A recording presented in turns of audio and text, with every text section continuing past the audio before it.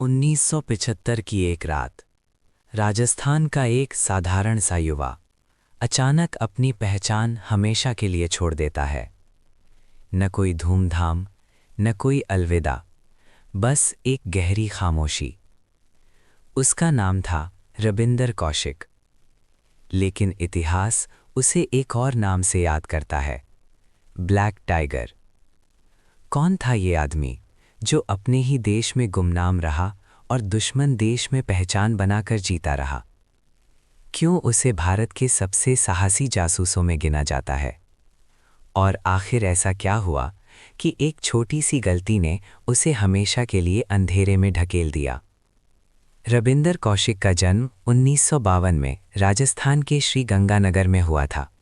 उसके पिता JM Kaushik Indian air force में कर्मचारी थे। एक साधारण परिवार, साधारण सा बचपन, लेकिन असाधारण प्रतिभा। रबिंदर बचपन से ही शांत, लेकिन अंदर से बहुत हिम्मती था। स्कूल के दिनों में ही उसे स्टेज और एक्टिंग का शौक लग गया था। वो देशभक्ति नाटकों में भाग लेता, कभी फौजी बनता, कभी क्रांतिकारी। वो थिएटर में एक्टिंग करता था, मंच पर अलग अलग किरदार निभाता था। किसी को क्या पता था कि एक दिन वही एक्टिंग उसकी असली जिंदगी बन जाएगी। 1973 में लखनऊ के एक नेशनल थिएटर फेस्टिवल में उसने एक देशभक्ति नाटक किया। उसी दौरान उसकी प्रतिभा पर कुछ खास लोगों की नज़र पड़ी। ये कोई आम दर्शक नहीं थे, ये भारत की सीक्रेट एजेंसी रॉ के अधिकारी थे। उन्हें एक ऐसा युवा चाहिए था जो एक्टिंग कर सके, मानसिक रूप से मजबूत हो और देश के लिए सब कुछ दांव पर लगा सके। रबिंदर तैयार था। उसके सामने एक प्रस्ताव रखा गया। देश के लिए काम करना है, लेकिन नाम कभी नहीं मिलेगा। परिवार से रिश्ते तोड़ने होंगे, अपनी पहचान मिटा देनी होगी, और अगर पकड़े गए तो सरकार भी पहचान से इनकार कर सकती है। रबिंदर ने बिना हिचकिचाहट हाँ कह दिया। इसके बाद शुरू हुई उसकी असली ट्रेनिंग। 2 साल तक उसे उर्दू सिखाई गई, इस्लामी रीति रिवाज सिखाई गए, पाकिस्तान के शहरों, सेना की रैंक स्ट्रक्चर, कानूनी सिस्टम, सब कुछ रटवाया गया।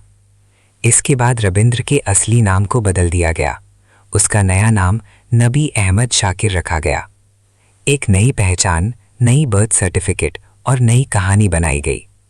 फिर इस नई कहानी के साथ सन 1975 में उसे पाकिस्तान भेज दिया गया, जहां कराची उसका नया बेस बना, और वहां कराची यूनिवर्सिटी में उसने LLB कानून की पढ़ाई की। धीरे धीरे उसने लोगों का भरोसा जीतना शुरू किया और एक नया लोकल नेटवर्क बनाया, जिससे किसी को जरा सा भी शक नहीं हुआ। कहा जाता है कि उसने एक लोकल लड़की अमानत से शादी भी की, ताकि उसकी कवर आइडेंटिटी और मजबूत हो सके। कुछ ही सालों में उसने पाकिस्तानी आर्मी के मिलिट्री अकाउंट्स डिपार्टमेंट में नौकरी हासिल कर ली।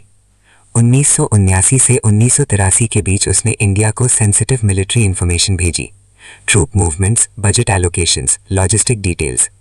ये सब भारत के लिए स्ट्रेटेजिक एडवांटेज था, खासकर वेस्टर्न बॉर्डर पर। कहा जाता है कि उसकी जानकारियों ने भारत को वेस्टर्न बॉर्डर पर स्ट्रेटेजिक फायदा दिया। उस टाइम भारत के प्रधानमंत्री इंदिरा गांधी ने उसे ब्लैक टाइगर का नाम दिया। लेकिन हर जासूसी कहानी में एक नया मोड़ आता है, और उसका नया मोड़ आया 1983 में, जब रॉ ने एक और एजेंट पाकिस्तान भेजा, इनायत मसीहा। उसका काम था रबिंद्र से कांटेक्ट बनाए रखना था और इन्फॉर्मेशन शेयर करना था, लेकिन वो इतना एक्सपीरियंस नहीं था। SISI को उस पर शक हो गया। पूछताछ हुई और इंटेरोगेशन के टाइम उसने सब कुछ सच बता दिया। अब रबिंद्र कौशिक की असली पहचान खुल चुकी थी। उसे गिरफ्तार कर लिया गया, पहले सियालकोट में पूछताछ, फिर लाहौर जेल। 1985 में उसे मौत की सजा सुनाई गई, जो बाद में उम्र कैद में बदल दी गई। जेल की अंधेरी कोठरी में अब वो नबी अहमद शाकिर नहीं था, वो फिर से रबिंद्र बन चुका था, लेकिन बिना किसी पहचान के। कहा जाता है कि उसके साथ बेहद कठोर टॉर्चर की गई। उसे अलग अलग जेलों में रखा गया, सियालकोट, कोट लखपत, मियांवाली। परिवार को लंबे समय तक कोई स्पष्ट जानकारी नहीं मिली, लेकिन एक दिन उसने घर पर चिट्ठियां लिखी। एक लेटर में उसने लिखा, क्या भारत जैसे बड़े देश के लिए कुर्बानी देने वालों को यही मिलता है? उसकी माँ और पिता बस इंतजार करते रहे। सरकारी स्तर पर खामोशी बनी रही। 1990 के दशक में उसकी तबीयत खराब होने लगी।